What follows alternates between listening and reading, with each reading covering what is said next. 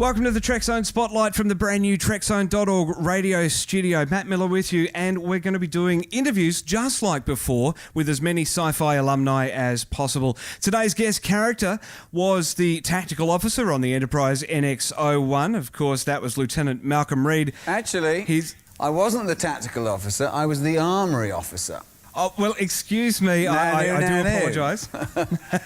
Nah, so you don't often get a cast member from the shows being as anal about the stuff as the fans are. But yeah, I was the armoury officer. You've got to get that credit right. That's the first thing that you've got to do, and that's totally understandable. Dominic, of course, his real name is Dominic Keating. Thanks so much for joining me, mate, from Perth. My pleasure. Good to be here. Now, joining the Star Trek franchise, what was that like for you? Oh, heavens. You know, just a dream come true, really. I'd been in LA about 7 years and had some success. I hadn't had to wait any tables, thank goodness. But getting that gig was, you know, it all kind of worked out. And friends asked me at the time, you know, were you really excited about joining the cast? I said, you know what, I was just relieved that it did work out. But I did the first, here's a little known fact, I did the first shot of our show, and as I took, it was on the bridge, and as I took that first step up onto the bridge to do the shot, I have to say I did pinch myself and go, you know, here we go, lift off. You know, it's an it would be absolutely show. Surreal. It was surreal, and I also had the pleasure and the honour of doing the last shot of the show. It's one of those odd anomalies of having done that those 4 years and 100 episodes. So that's amazing. Now, I believe that, just tracking back a little bit, I believe that you did audition for a guest role on Voyager. Oh, you've done your homework. Yeah, I did. Lots of homework, days in advance. I did. I went up for, and I can't remember what the character's name was, but he was the prince of some sort of nomadic tribe, you know, space tribe. And the audition went so swimmingly well. I remember calling my manager going, you know, we're going to do Star Trek next week, for sure. And then I never heard from them again. And, you know, I was like, God, what have you got to do to get a job in this town? And then some 18 months later, the same manager, I still had JP, still my guy, and he rang me and he said, I just got a call from Ron Surma, who's the casting director on Star Trek, and they think they have something for you. And I was like, really? Okay. And then right at the end of the first season, we were shooting Shuttlepod 1, and they were also concurrently shooting Nemesis, the next-gen movie next door, on the stages next door to where we were shooting Enterprise. And Rick Berman was around, and he never came to set. And anyway, he was with Patrick Stewart, and he was showing the shooting of our show, and it was this two-hander, as you know, that Shuttlepod 1 piece, and they were very proud of it. And in an aside to me, in between setups, he said to me, he said, Dominic, you know, I remembered you so well from that Voyager audition, and I had your photograph on my desk for like 18 months, and I was like, what? Yeah, have you any idea what those 18 months were like, Mr. Berman? And, but hey, God bless, the rest is history, yeah. I'm going to take you back a little bit now as part of this homework that I have done, back to the 1980s, when I believe just after you graduated, you appeared and starred in some television commercials. Is that correct? Yes, indeed, I did. I call the flat I bought on the strength of those wash and go out of respect. I was the Vidal Sassoon boy for many years in America.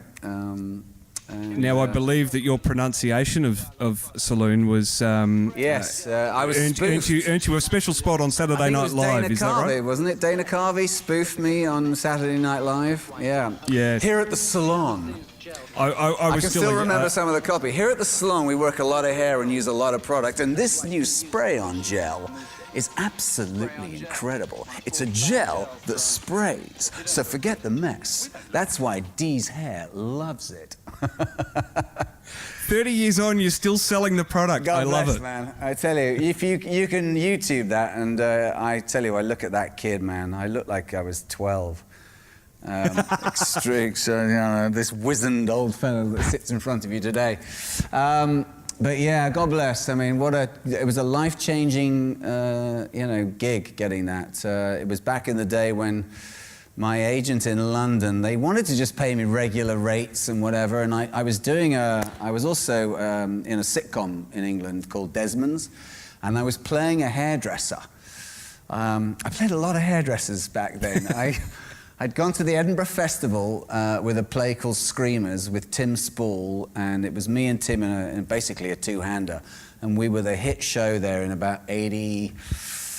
God, this is going to date me. 88, 89. You could not get a ticket to see this. We were the hit show. We won all the awards. So I'd done that.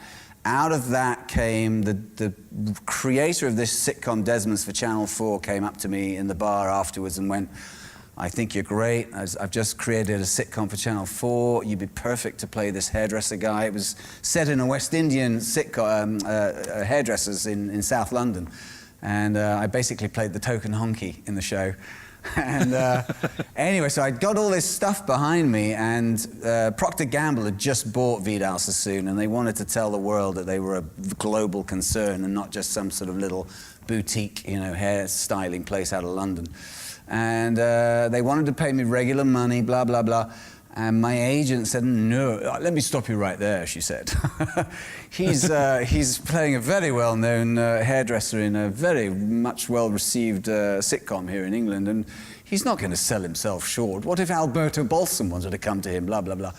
And you know what? They gave me double SAG rates. And they showed that. Oh, my God, man. They showed that commercial for 4 years. I remember this fact, and not to boast, but in the first 10 months of that commercial airing in the States, I made, I think it was like £90,000 in 1988, 89. So that's like $6 billion oh in my today's God, money. man. I couldn't believe these checks that were coming to my doorstep. I mean, it was just crazy. So as I say, I have the house in LA that I call the house that Trek built. And I have the flat in London, which is wash and go out of respect.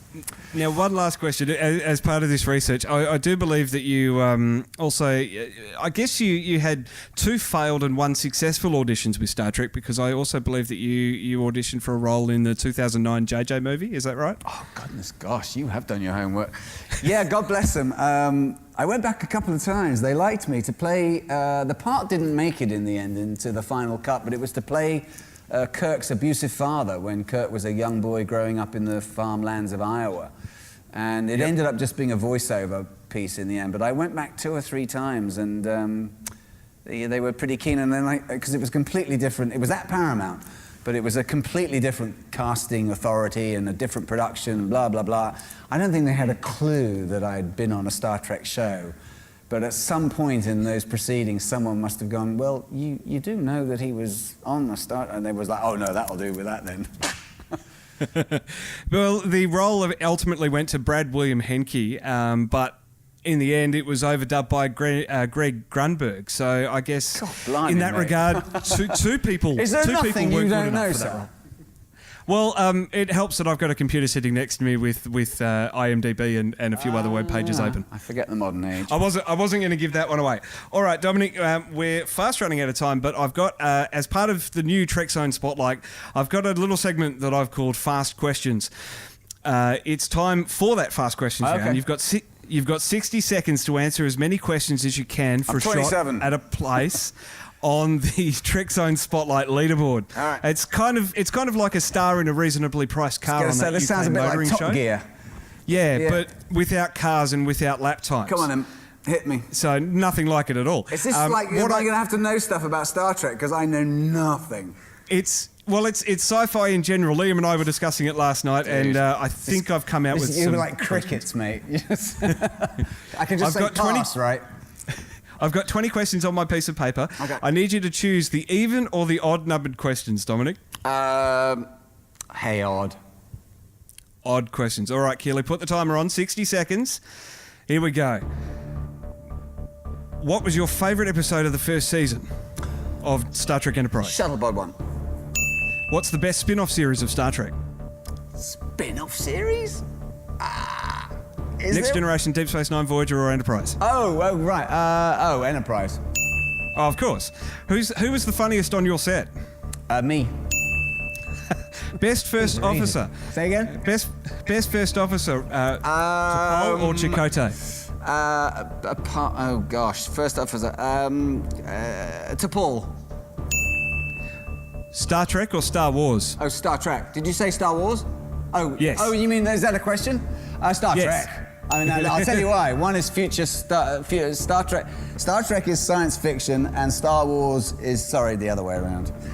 I was trying to be funny there. Star Wars is science fiction, and Star Trek is science future reality. Ah, yes. Well done. What? Oh, we're out of time. Oh, there we go. You got 1, 2, 3. Yeah, 3 questions. It's because you went off on that tangent about Star Wars. Dominic, thanks so much for being in the Trekzone Spotlight. Enjoy Perth. You're there for Oz Comic Con, and people this weekend can come down and meet you and get an autograph. God bless you, Matt. Thanks so much, Dominic. Cheers, brother.